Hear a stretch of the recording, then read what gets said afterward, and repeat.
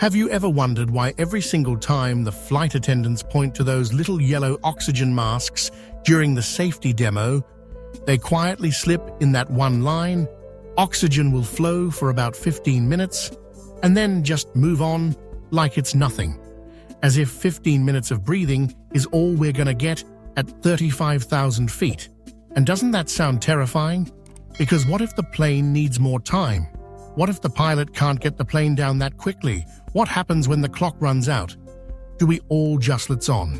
Well, that's the question nobody explains, and it's where the truth is way stranger than the scary version in your head. Because those masks aren't connected to a giant tank of oxygen at all. And here's the real kicker. There isn't even a tank back there. For you, not in most planes, what you're breathing comes from a tiny chemical reaction happening above your head, inside a little metal canister that only activates when the mask is pulled down. A kind of oxygen candle that literally burns chemicals to release breathable air. And it's designed to last 15 minutes, because that's how long it usually takes for pilots to dive the aircraft from cruise altitude, where oxygen is deadly thin, down to a safe, breathable level, usually below 10,000 feet. So in reality, that 15 minutes is not some doom timer ticking down your life, it's a safety cushion long enough for a rapid descent. But here's the part most people don't know. Sometimes those chemical generators actually get hot enough to burn right through their casings, which is why airlines store them carefully and why some cabin fires in the past have been traced back to faulty oxygen canisters.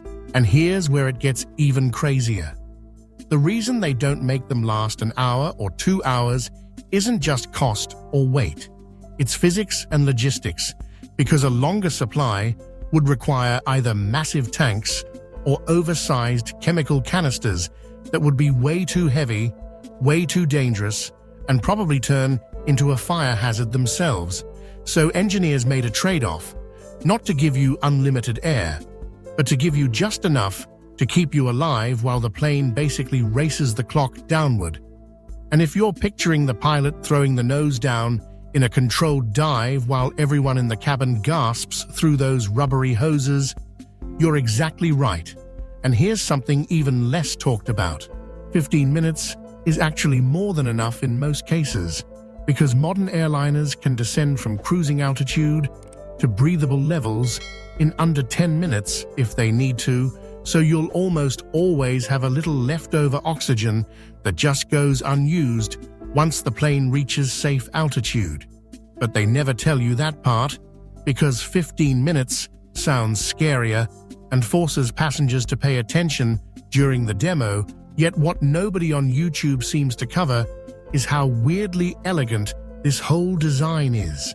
That your survival in a sudden cabin depressurization depends not on a big tank of air, but on a chemical reaction in a canister the size of a soda bottle that you never even see.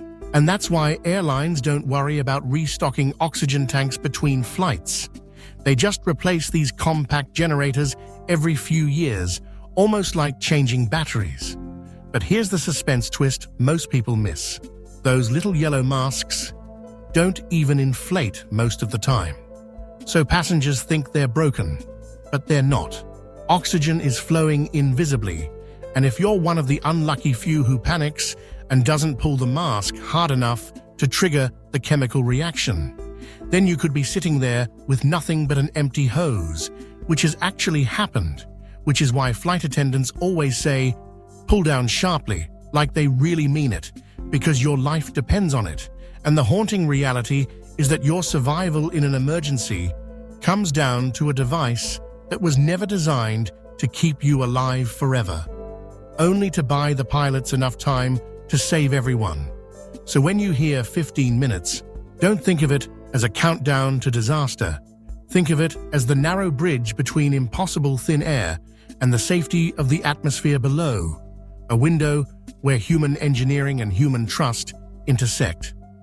And the next time you see that mask drop, you'll know the truth hiding in plain sight, that 15 minutes is not about running out, it's about buying time. And that's a whole lot more comforting once you realize that time is the only thing we ever really need up there.